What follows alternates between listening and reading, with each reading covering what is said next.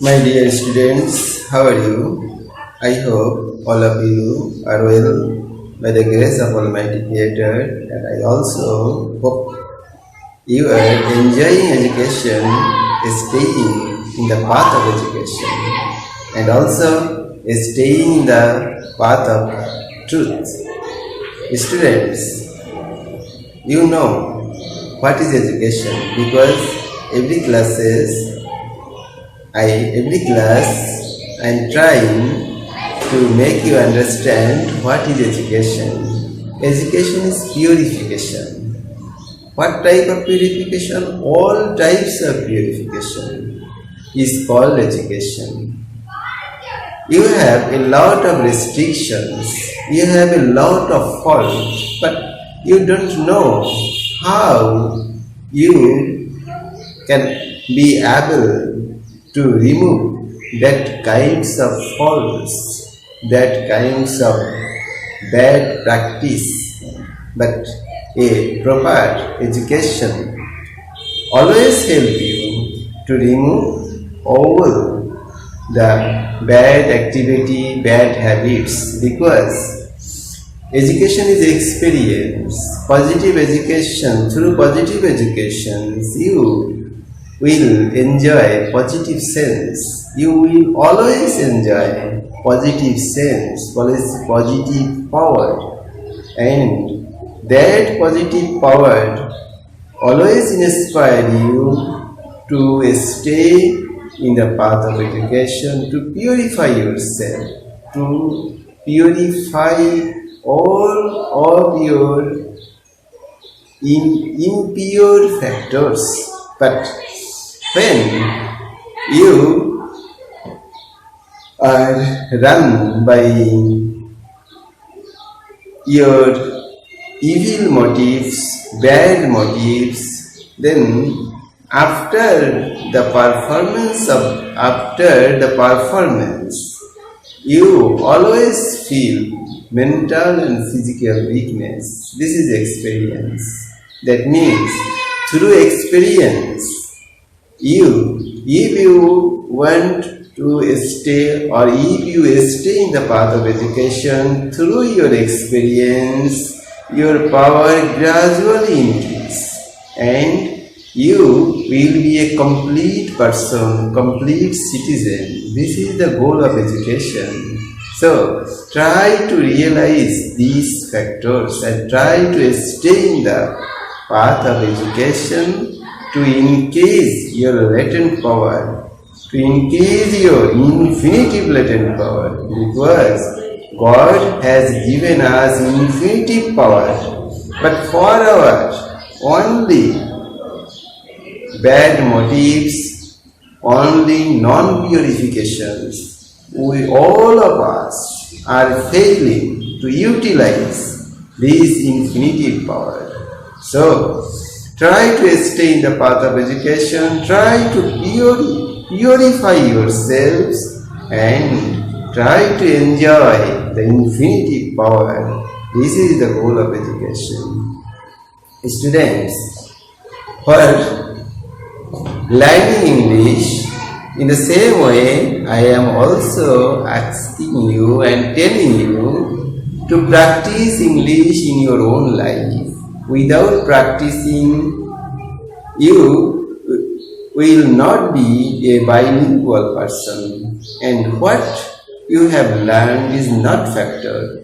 What you have learned, you should start speaking in English, and through speaking, through mistakes, you will, one point, today or tomorrow, you will be converted into bilingual persons. And this is the goal of our syllabus, this is the goal of our grammar. For performing that purpose, parts of speech is very important. Without realizing parts of speech, you won't stay in the path of education. So I am giving emphasis to learn parts of speech. In my previous class, I taught you about noun and pronoun. Today, I will simply teach you about adjective.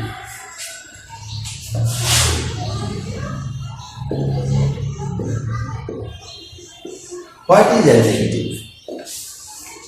Adjective is one kinds of words that puts before or after a noun or pronoun to qualify the noun or pronoun. This is called adjective. That means adjective is such type of word that qualify noun or pronoun. Simply think that qualify or shows extra quality, extra information about noun or pronoun. That means the word that gives extra information, extra quality, bad or good, all kinds, bad or good, and amount etc.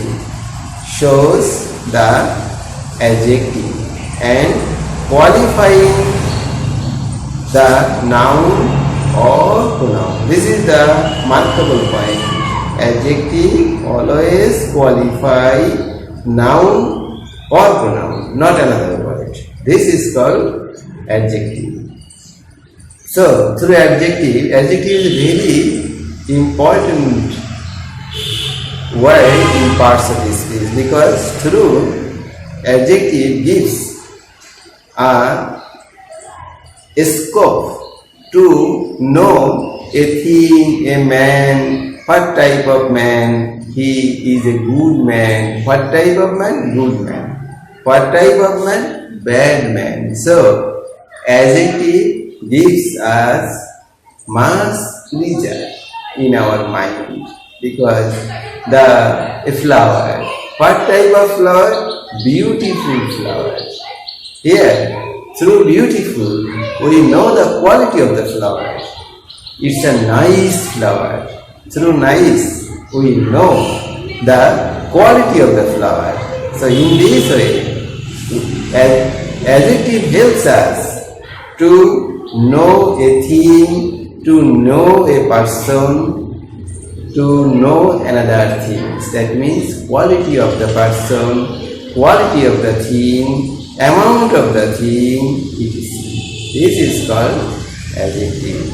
So, adjective gives us much pleasure, and sometimes adjective also gives us much pain. If the qualifying word is negative, make negative sense, then the word gives us pain. So, we can say that the words that gives us pain, the word that gives us joy, putting before a noun or after a noun, putting before an a pronoun or after a pronoun, this type of words is called adjective.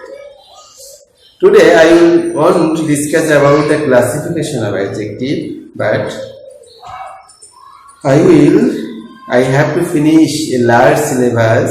So today I will discuss about the another parts of this speech, and the name of the parts of this speech is verb.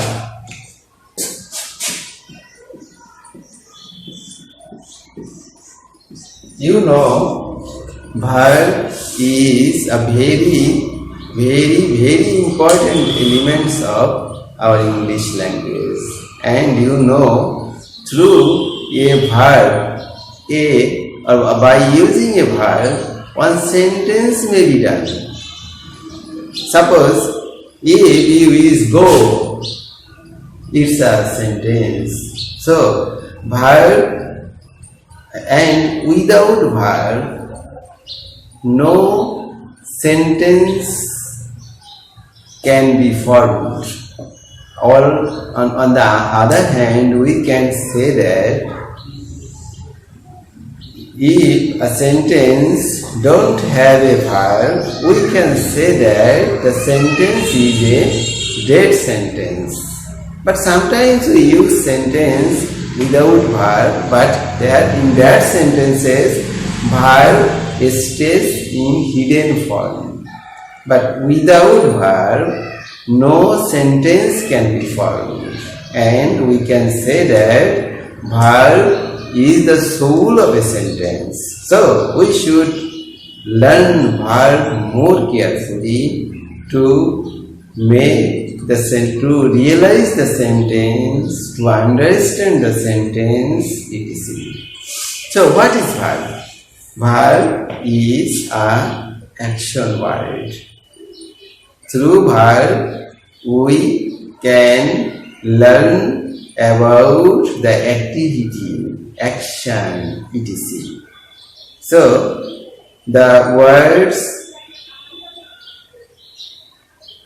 through the words verb, we can learn the action, activity of a sentence. But the question, whose activity?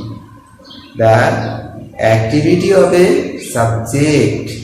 So, a sentence has a subject, and what the subject has done is called verb.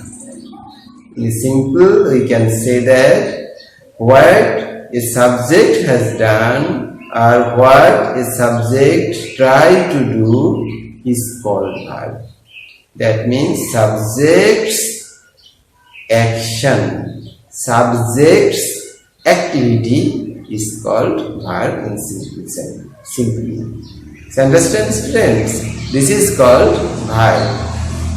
But in a sentence, we can find verb in different form, and you must learn these classifications. Without learning these classifications of verb, you won't realize a sentence. You always fail to make syntax the sentence. So try to understand the classification of verb. Verb, we can classify verb into two types.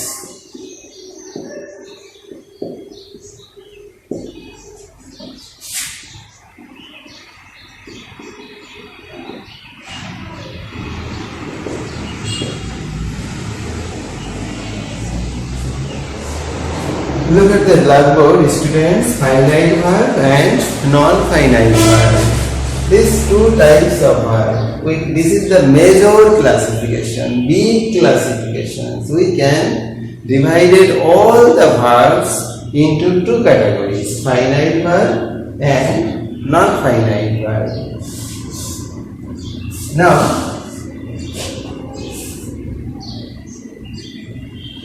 finite verb. What is finite verb? At first, try to understand what is finite verb and what is non-finite verb. Finite verb is, in a word we can say that finite verb always make tense of a sentence. That means finite verb always makes tense. You know tense? That means what is tense? The subject, what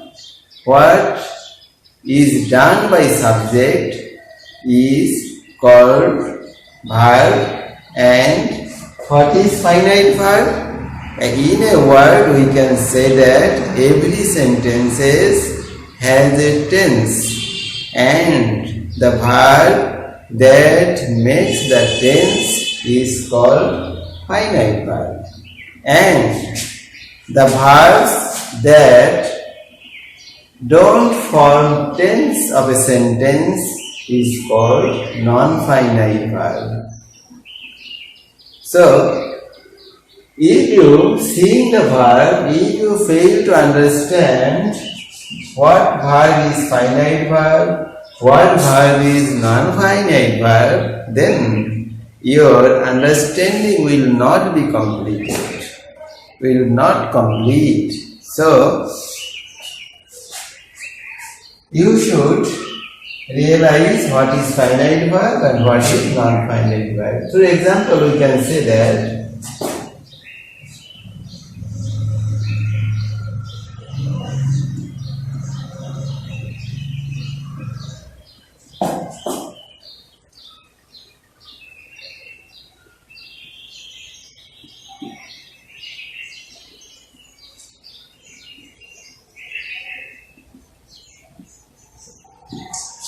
look at the blackboard, students. Here we can find out two verbs, went and doing. In a sentence, two verbs stay. Number one, went, and number two, doing. And you know, here went comes from go, and here a tense has been done. Yeah, here a tense stays, and the tense is past indefinite tense. So, here went is a finite verb, and doing, only doing, no tense. You know, 12 tense, we have 12 tense, but only doing, no tense is formed, because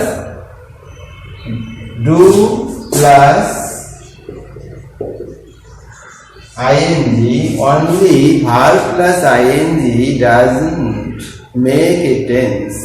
If there is an auxiliary verb before the sentence, before the verb, then we can say that doing is a principal finite verb. When I am doing the work, here I am doing the work. Here doing is a finite verb, because before doing am present, and with these two verbs, one auxiliary verb and another one finite verb, two verbs together make a tense. So here doing is a finite verb, but in this sentence doing has put alone. Before doing, no auxiliary verb present. So here doing is non-finite verb. Students, I think all of you are now able to understand what is finite verb and what is non-finite verb.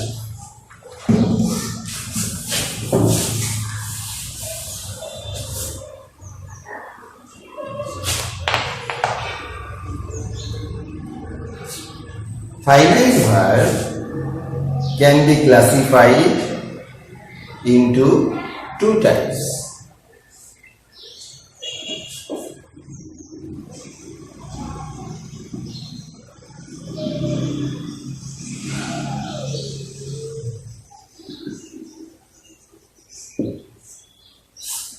Auxiliary verb, principal verb and auxiliary verb.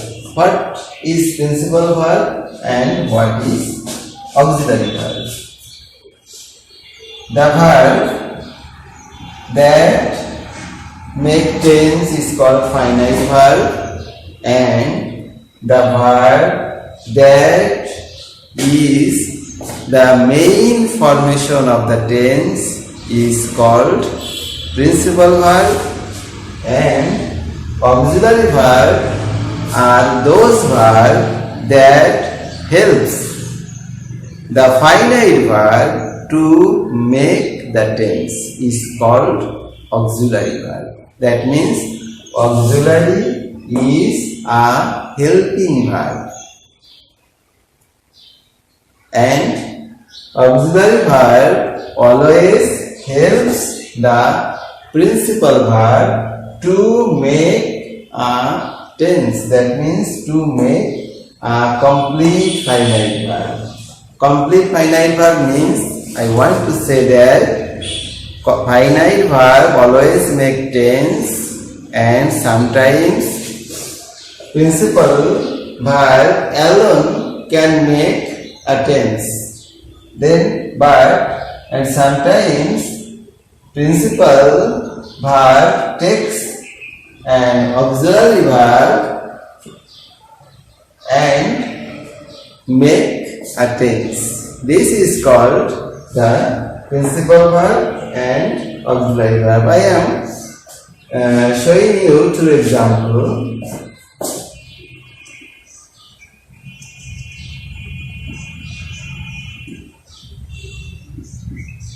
I do the work. Here, do has puts alone and also make a tense. And the name of the tense is present indefinite tense. So, here do is a principal verb and also a finite verb. Understand? Do is also a principal verb and also a finite verb. But if we use the word in this sentence,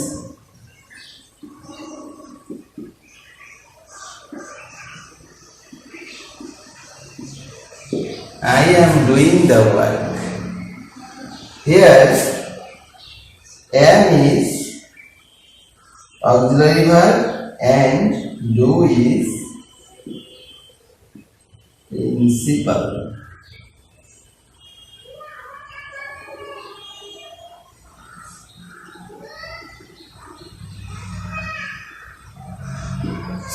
Do is principal verb. So here do is principal verb and is auxiliary verb. In this way, auxiliary verb helps the principal verb to make a sense, a tense. This is the difference between principal verb and auxiliary verb. This is the primary discussion of tense or ABC knowledge of verb, and you must know these classifications. Auxiliary verbs. What are auxiliary verbs? I have already mentioned. Am in present tense, am is are, past tense was are, and have was are, etc. Understand? Now, sometimes auxiliary verbs may be put as principal verb. Suppose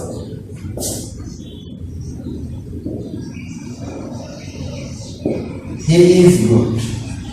Is an auxiliary verb. But here the absence of a principal verb. Here there is an absence of principal verb. So in this case we can say that this type of auxiliary verb is called linking verb.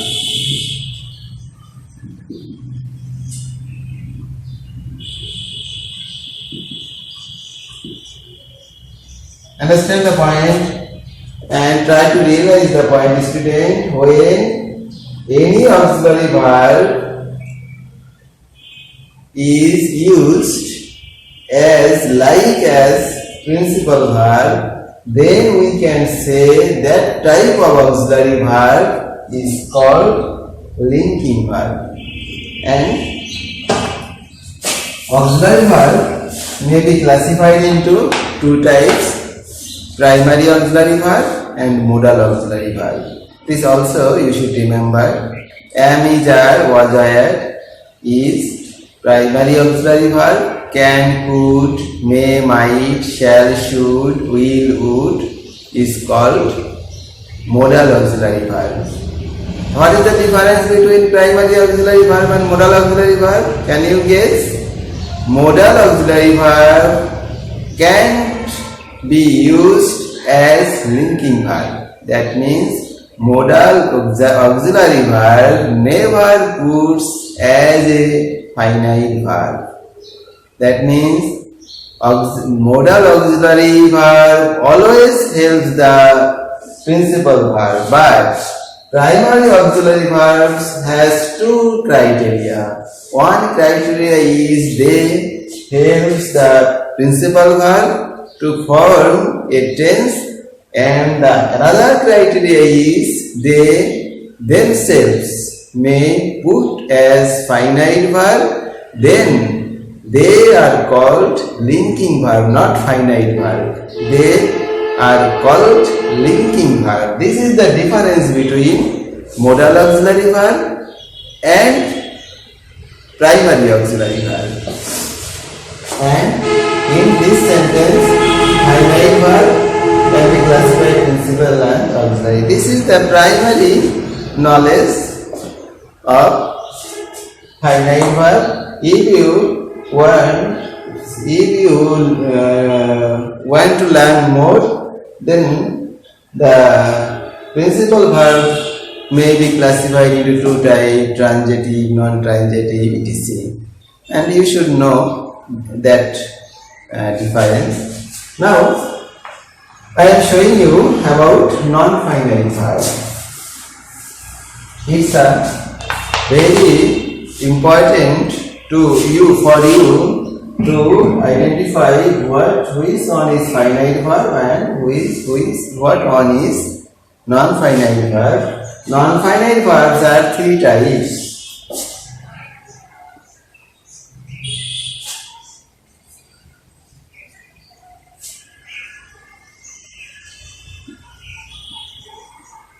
Participle,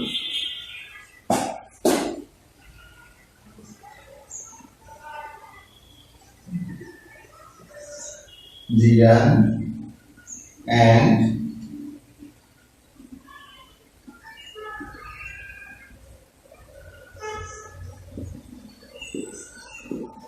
infinitive. Participle, gerund, and infinitive. Only three types. Non-finite verb has only three types. What is participle, what is gerund, and what is infinitive? You should know. The simple form in infinitive is 2 plus v on. That means present.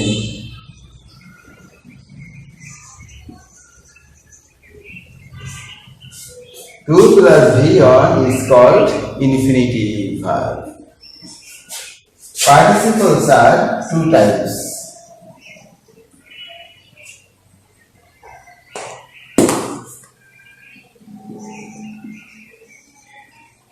Present and past.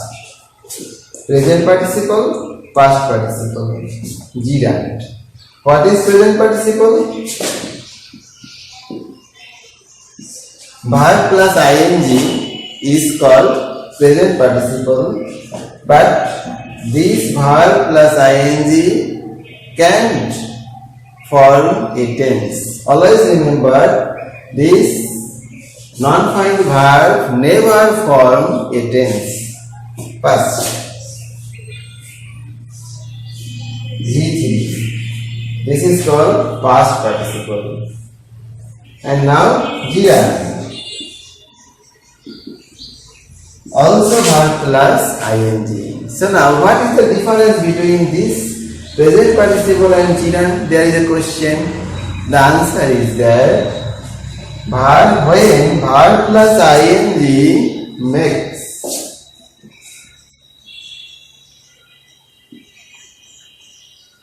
noun, then the word is called gerund.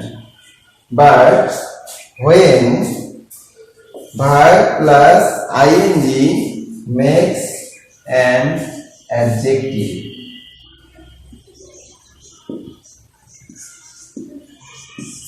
verb plus ing makes an adjective, then we can say that this is present participle. Students, can you understand? Have you understood the difference between gerund and participle, present participle? The figure is same. Gerund, verb plus ing. Here, present participle also verb plus ing, but present participle can be considered as an adjective and gerund can be considered as a noun. This is the difference. I am clear in you through an example.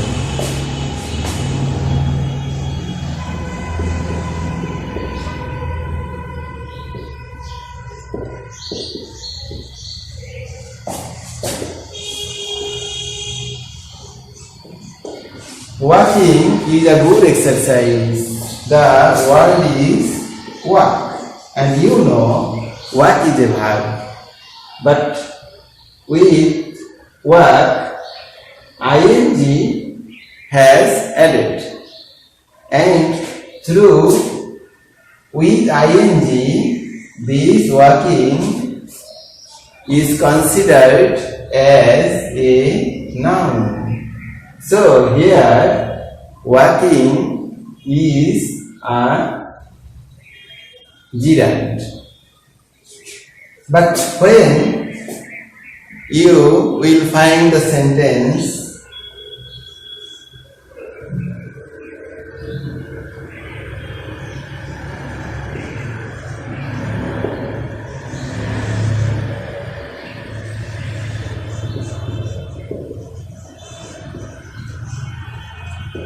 I am seeing a walking man.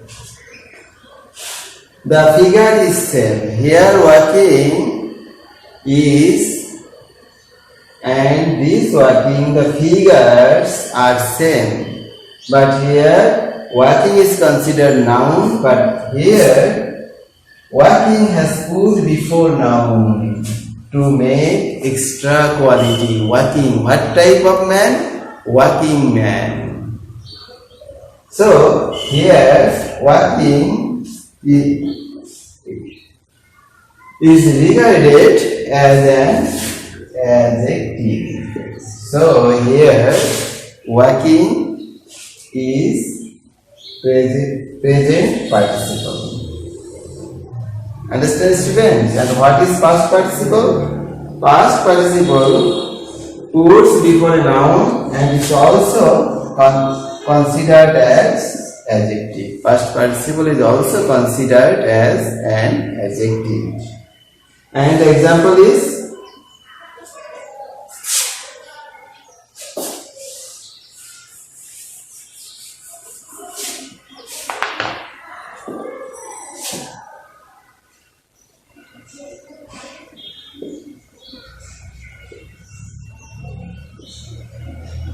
I am seeing a broken chair.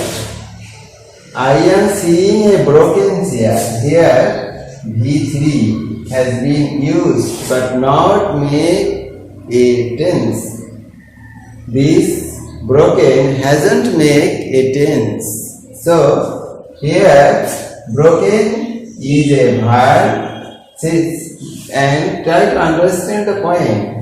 Am seeing is a finite verb, and after this broken also a verb and V3, but this V3, that means past participle verb, hasn't made a tense. In this case, this type of broken is called past participle non-finite verb. Past participle non-finite verb.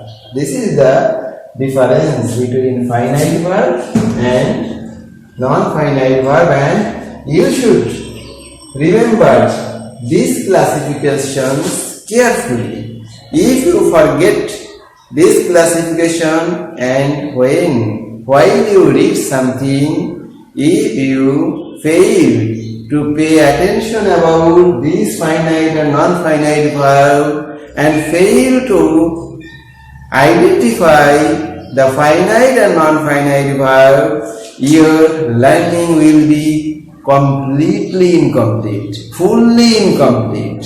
So, students, try to realize this classification of verbs and try to identify the verbs why you read something or when you read something. Then your reading will be more pleasurable, your reading will be more joyful, and reading will be more successful. Thanks very much.